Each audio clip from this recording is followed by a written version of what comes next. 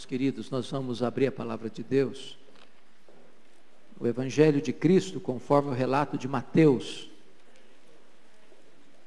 Mateus capítulo 6.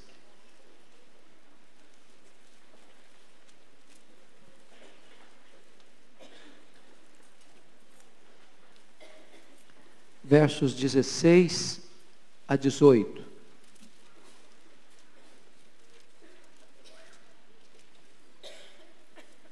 Eu não vou expor propriamente esse texto hoje, mas eu quero tratar de um tema com vocês. E esse texto diz assim: quando jejuardes,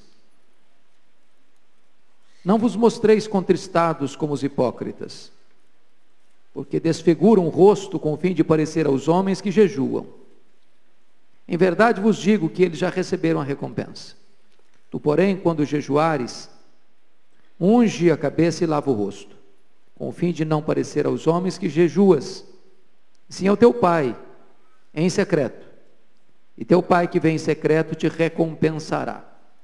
Mateus 4, por favor, versos de 1 a 4.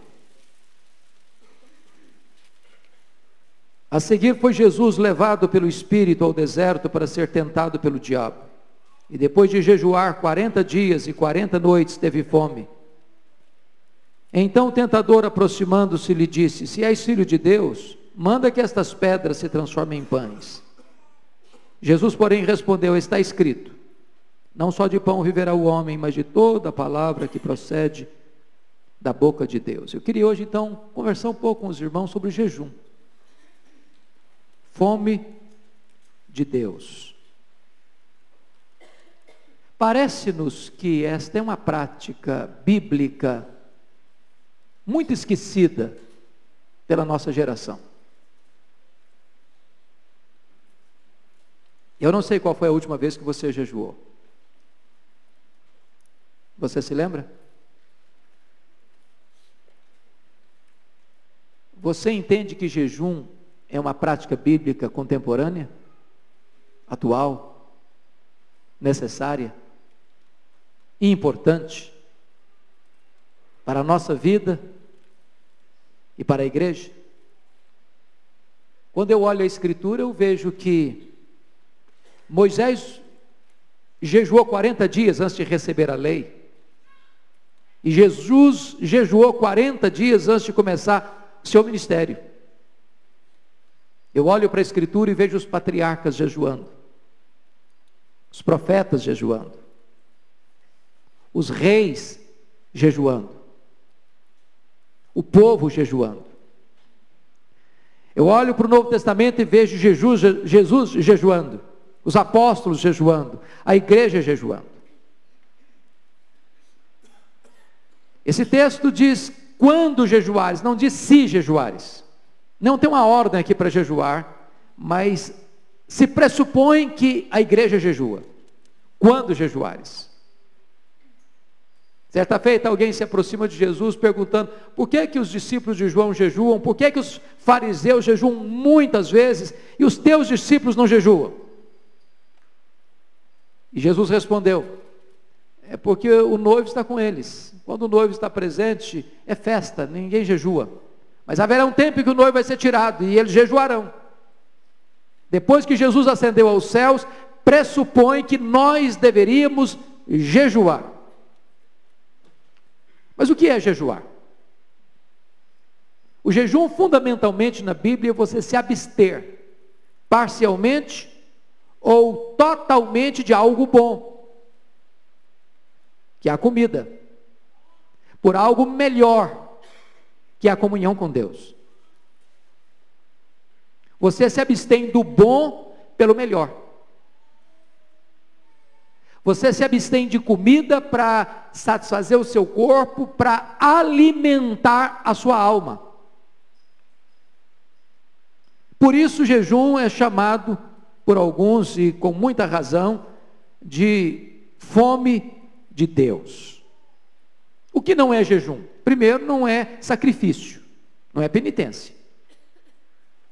Eu vou me autoflagelar, vou jejuar. Não, isso não tem valor nenhum para Deus. Não é penitência, eu vou me penitenciar. Também não tem valor para Deus. A Bíblia diz que Deus não quer sacrifícios, Ele quer misericórdia. Que não é jejum. Jejum não é regime para emagrecer. Bom, eu estou com uns quilinhos a mais, eu vou jejuar para ficar em forma. Você pode fazer isso. Se essa é a finalidade, você pode fazer como efeito dietético, tudo bem. Mas não chama isso de jejum. Chama isso de regime para emagrecer. Jejum é outra coisa. Tem outro propósito. Tem outra finalidade. Segundo, terceiro, jejum não é para ser visto pelos homens como propaganda espiritual.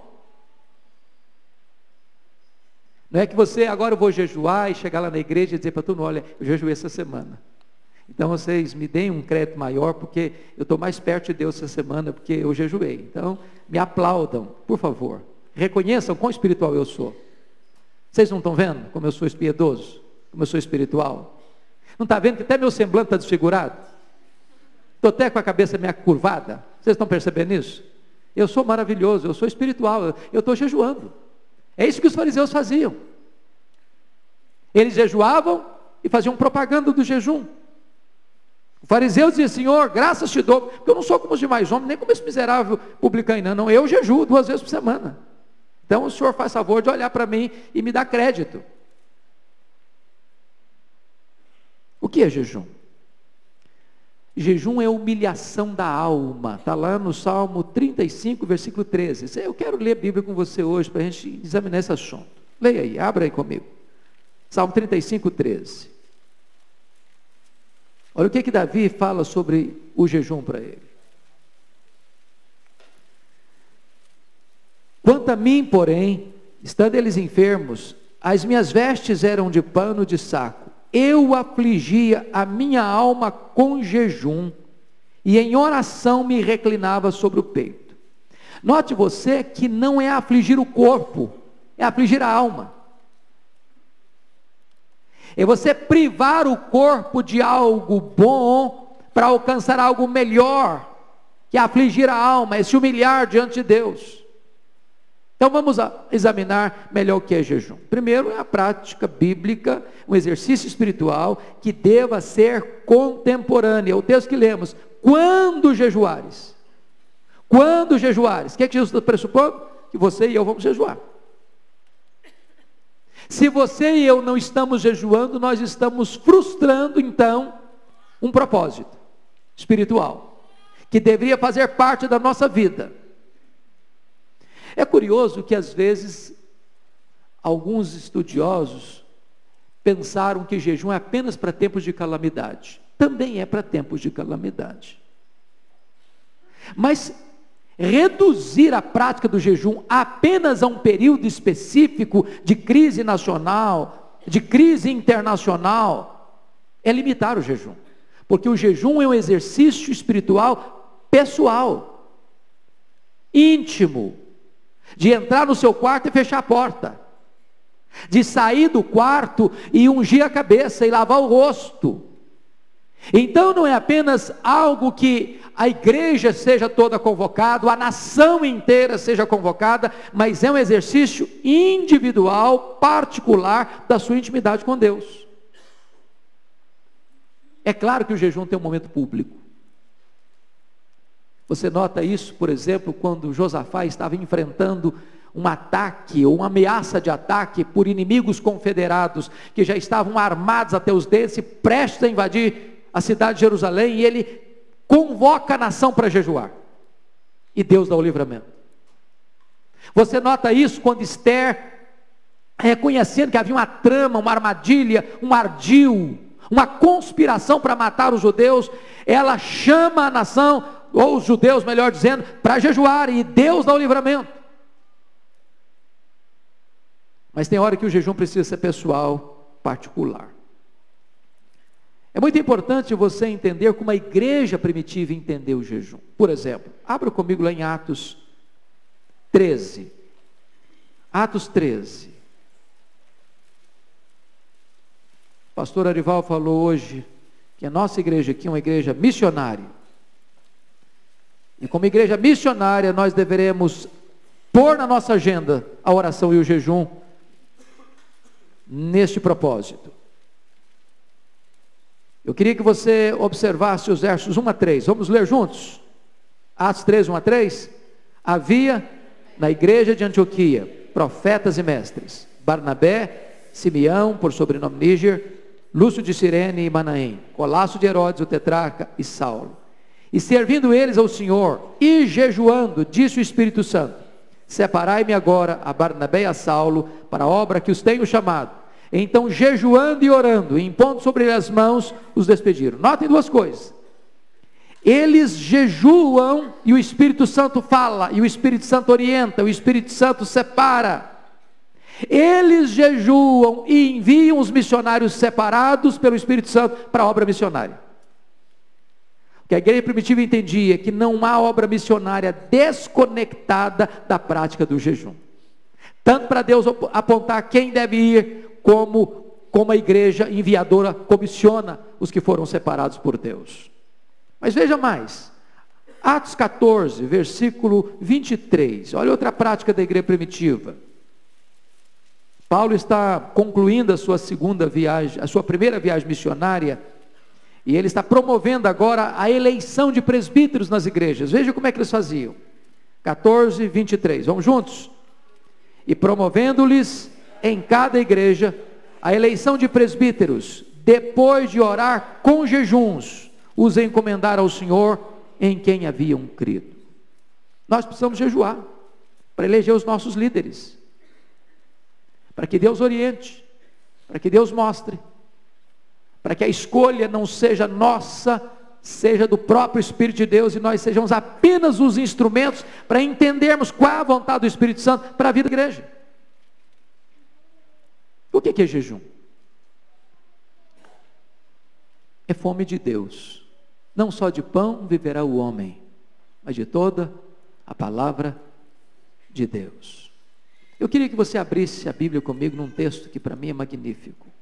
1 Coríntios 10, 31. Por favor, leia aí comigo. 1 Coríntios 10, 31. Olha o que Paulo ensina nesse texto. Vamos juntos?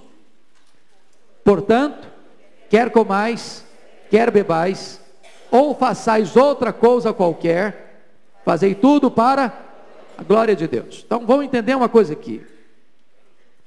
Portanto, quer comais, quer bebais, ou façais qualquer outra coisa. Qualquer outra coisa está incluído jejum, certo? Você faz para quê? Para a glória de Deus. Então você come para quê? Para a glória de Deus. Você bebe para quê? Para a glória de Deus. Você jejua para quê? Para a glória de Deus. Aí alguns espertinhos dizem assim: bom, se eu como para a glória de Deus, se eu bebo para a glória de Deus, e se eu jejuo para a glória de Deus, eu prefiro comer e beber para a glória de Deus. Porque eu estou comendo para a glória de Deus, eu estou jejuando também para a glória de Deus. Então eu prefiro glorificar a Deus comendo e bebendo do que jejuando. Eu não sei se a sua teologia é parecida com essa. A grande pergunta é: se nós comemos para a glória de Deus, se nós jejuamos para a glória de Deus, qual é a diferença entre comer e jejuar? Quando você come, você se alimenta do pão da terra. E o pão da terra é o símbolo do pão do céu. Quando você jejua, você não se alimenta do símbolo, você se alimenta da essência. Você se alimenta do próprio pão do céu, e não do pão da terra. Portanto, o jejum é você abster-se do bom pelo melhor. John Piper, no seu livro Fome por Deus, diz que às vezes o que nos atrapalha na nossa intimidade com Deus nem sempre são as coisas más, mas podem também ser as coisas boas. Por exemplo, uma picanha maturada, uma garrafa de Coca-Cola, ou um pudim de leite condensado. Como assim? Quando a dádiva de Deus ocupa o lugar de Deus na sua vida, alguma coisa está errada. Quando você gosta mais da dádiva de Deus do que do Deus da dádiva, alguma coisa está errada. Quando você substitui o Criador pela criatura, alguma coisa está errada. Então jejum é fome de Deus. É quando você se abstém de algo bom, que é comer, por algo melhor, que é buscar a presença de Deus. Agora, o jejum tem que ter propósitos. Quais seriam os propósitos? Olha comigo, por favor, Joel capítulo 2. Abra lá. Eu sei que você vai encontrar Joel na sua Bíblia rapidinho. Aliás, nós vamos começar um curso de panorama bíblico, depois não ficar todo mundo mestre nisso, né, pastor Ival? Joel capítulo 2. Versículo 12. Tá na minha Bíblia está na página 782. Na sua deve estar por perto.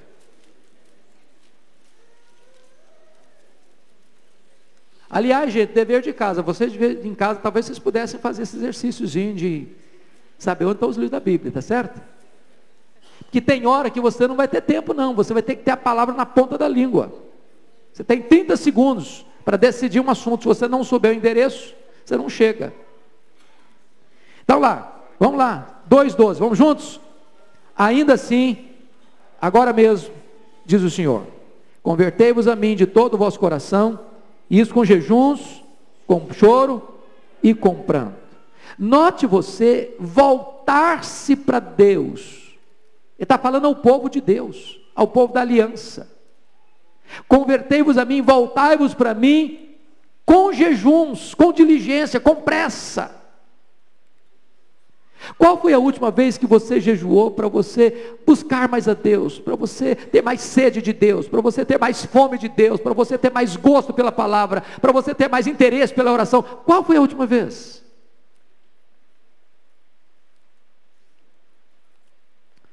Por que nós devemos jejuar? Confira comigo, por gentileza, Marcos 9. Vamos para Marcos capítulo 9. Versos 28 e 29.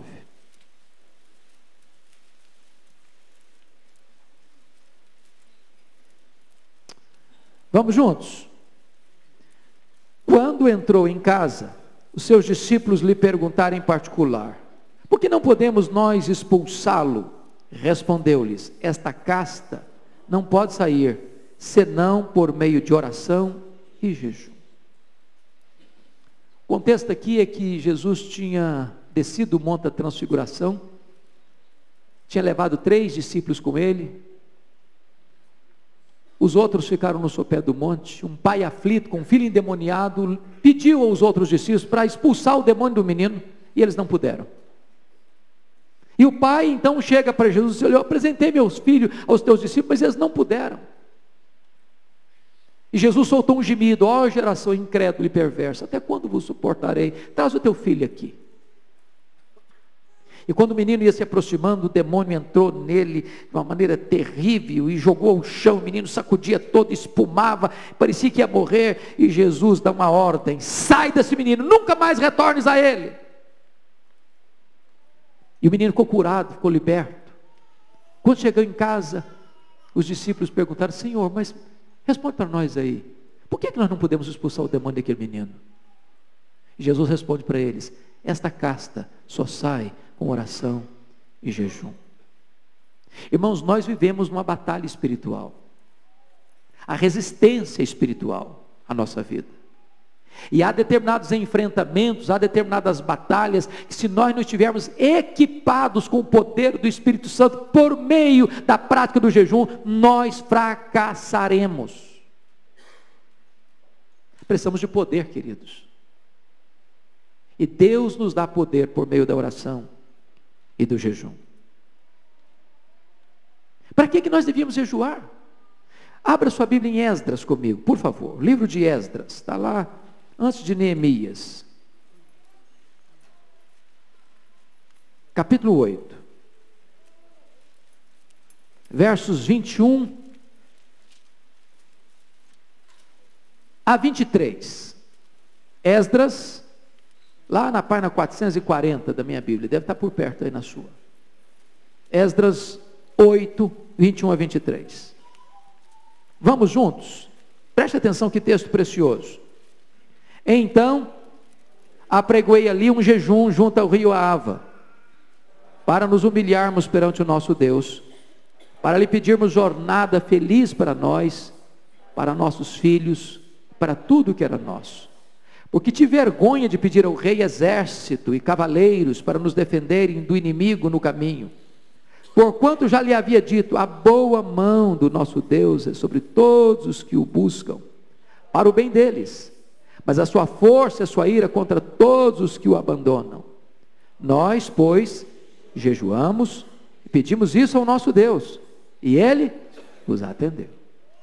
O contexto aqui é o seguinte: ele está saindo da Babilônia para Jerusalém, depois do cativeiro, e ele já tinha dito para o rei: olha, a boa mão de Deus vai conosco, Deus defende o seu povo, Deus cuida do seu povo. E agora eu falei: puxa vida, agora eu fazer esse discurso espiritual, chegar para o rei e pedir ajuda, vai ficar chato. Vamos fazer o seguinte: nós vamos orar, nós vamos jejuar, vamos pedir ajuda a Deus. E eles oraram, e eles jejuaram, e Deus os atendeu. Você tem motivos, tem causas na sua vida, na sua família, você precisa de ajuda? Deus tem um nó lá em casa que não desata. Deus tem um problema na minha família que é crônico. Deus tem uma situação lá em casa que precisa de uma intervenção sobrenatural da tua mão. Deus tem uma área da minha vida que está muito vulnerável, e eu preciso de ajuda, eu preciso de força, eu preciso de alento, eu preciso de socorro. Irmãos, nós deveríamos depender mais dos recursos de Deus, buscar mais a intervenção do poder de Deus, para abrir caminhos, para nos dar livramento, para nos dar proteção, para nos dar resposta, para nos dar bom curso na caminhada, em nome de Jesus. Precisamos disso. Mas, amados, eu queria pensar com vocês outra coisa.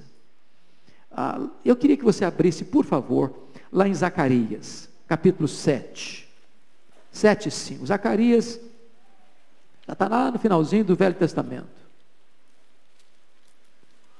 Logo antes do último, é o penúltimo livro do Velho Testamento. Zacarias 7 e 5. Porque às vezes a gente jejua, mas não é para agradar o coração de Deus. O jejum está muito focado na gente, é muito humanista, muito antropocêntrico, muito meu, muito nosso, muito para nós, muito para a terra, muito para os nossos interesses. Olha a queixa que está aí nesse texto. Zacarias 7,5, vamos todos juntos? Fala a todo o povo desta terra e aos sacerdotes: quando jejuastes e pranteastes no 5º e no 7º mês, durante esses 70 anos, acaso foi para mim que jejuastes, com efeito para mim? Veja que Deus não se importa apenas com a prática, Deus se interessa pela motivação certa. Não basta jejuar, eu tenho que jejuar para Deus, é para agradar o coração de Deus, é para buscar o favor de Deus, é para buscar o poder de Deus. E aqui, amados irmãos, eu queria remeter vocês, para caminhar para o encerramento, um texto que para mim é o clássico do Velho Testamento, ou da Bíblia toda, sobre essa motivação do jejum. Abra então Isaías 58 comigo. Isaías 58.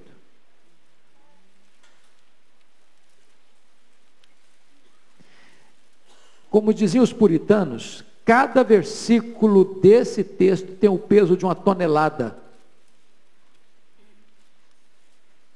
E eu queria que você atentasse para esse texto. Vamos fazer essa leitura? Vamos? Vamos lá? Clama a plenos pulmões, não te detenhas, ergue a voz como a trombeta, e anuncia ao meu povo a sua transgressão, e à casa de Jacó os seus pecados. Mesmo neste estado, ainda me procuram de dia a dia. Tem prazer em saber os meus caminhos, o povo que pratica a justiça e não deixa o direito do seu Deus. Perguntam-me pelos direitos da justiça e tem prazer em se achegar a Deus. Preste atenção nisso.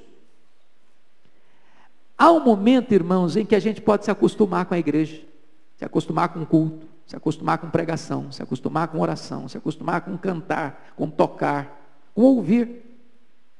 E aí o pecado está lá. E a gente tem prazer de ir para a igreja, tem prazer de cantar, tem prazer de orar, tem prazer de pregar, tem prazer de ouvir, mas não está mudando a vida. A vida não está mudando. Se acomodou, anestesiou a consciência. Aí vamos ver o versículo 3. Dizendo, aí olha o que o povo fala, dizendo, por que jejuamos nós e tu não atentas para isso? Porque afligimos a nossa alma e tu não o levas em conta?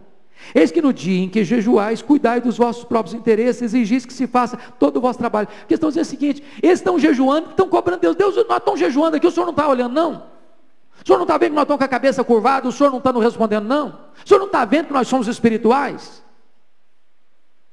Aí Deus responde para eles assim, o problema de vocês é o seguinte, eis que no dia que vocês estão jejuando, vocês estão cuidando dos interesses de vocês. E vocês estão jejuando, mas quem trabalha para vocês está ralando lá. Vocês estão oprimindo quem trabalha para vocês. Não tem uma conectividade entre a prática do jejum de vocês e o restante da vida de vocês. Olha o verso 5, verso 4. Vamos ler comigo? Eis que jejuais para contendas e rixas, para ferirdes com punho iníquo, jejuando assim como hoje, não se fará ouvir a vossa voz no alto. Deus está dizendo que não adianta vocês jejuarem aqui embaixo, que desse jeito, essa voz não chega lá em cima não. Olha o verso 5. Seria este, vamos juntos? Seria este o jejum que escolhi, que o homem um dia aflige a sua alma, incline a sua cabeça como junco, e estenda debaixo do pano saco e cinza? Chamarias tu isso jejum e dia aceitável do Senhor? Deus está dizendo o seguinte, vocês acham que eu fico olhando apenas para o externo, para a casca, para o performance que vocês realizam? Não! Isso não me impressiona. Eu não quero apenas a prática, eu quero a motivação certa. Veja você agora, versículo 6, olha o que Deus vai falar. Vamos juntos? Porventura, não é este o jejum que escolhi, que solta as ligaduras da impiedade, desfaças as ataduras da servidão, deixes livres os oprimidos, e despedaças todo o jugo? 7, porventura, não é também que repartas o teu pão com o faminto, e recolhas em casa os pobres desabrigados, e se vires nu o cubras, e não te escondas do teu semelhante? Aí você diz, bom, então esse jejum eu faço, aí eu estou fechado. Só que esse texto está dizendo que isso aqui é jejum não. Não pense você que se você fizer isso e deve fazer, você está jejuando. Não, você não está jejuando. O que o texto está dizendo é o seguinte, que jejuar sem fazer isso aqui, não é jejum para Deus. Que o jejum precisa vir acompanhado de uma prática de justiça, de misericórdia com o seu semelhante.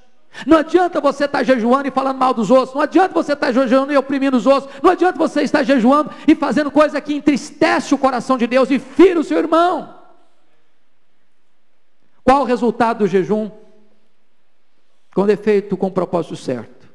Irmãos queridos, eu chamo a sua atenção, a partir do verso 8, para 3 então que aparece no texto. Vamos ler o 8 comigo?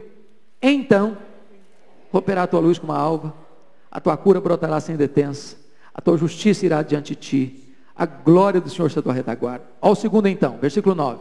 Então clamarás e o Senhor te responderá, gritarás por socorro e ele dirá, eis-me aqui. Se tirares do meio de ti o jugo, o dedo de ameaça, o falar de injurioso, se abris a tua alma ao faminto e fartares a alma aflita. Olha o outro então. Então a tua luz nascerá nas trevas, a tua escuridão será como meio-dia. Olha o resultado no verso 11. O Senhor te guiará continuamente, fartará a tua alma até em lugares áridos, fortificará os teus ossos, serás como um jardim regado, como um manancial cujas águas jamais faltam. Olha a promessa para os filhos, versículo 12. Os teus filhos edificarão as antigas ruínas, levantarás os fundamentos de muitas gerações, serás chamado reparador de brechas, restaurador de veredas, para que o país se torne habitável. Sabe o que Deus está dizendo? Olha, se você jejuar com a motivação certa, eu vou abençoar a sua vida. Eu vou cuidar de você. Eu vou visitar seu corpo, dando saúde. Eu vou trazer alegria para a sua alma. Eu vou abençoar seus filhos nas futuras gerações. Tem desdobramentos não só para o hoje, mas para o amanhã. E eu concluo aqui dizendo o seguinte, irmãos. Hoje nós precisamos, talvez como no passado, convocar a igreja para jejuar. Como Josafá convocou, como Esther convocou. Você acha que nós estamos vivendo um tempo de calamidade? Você quer uma calamidade maior do que a calamidade do terrorismo internacional? As nações amedrontadas? Você quer a calamidade maior que o que está acontecendo no Brasil, no cenário político, no cenário econômico, no cenário moral, no cenário espiritual?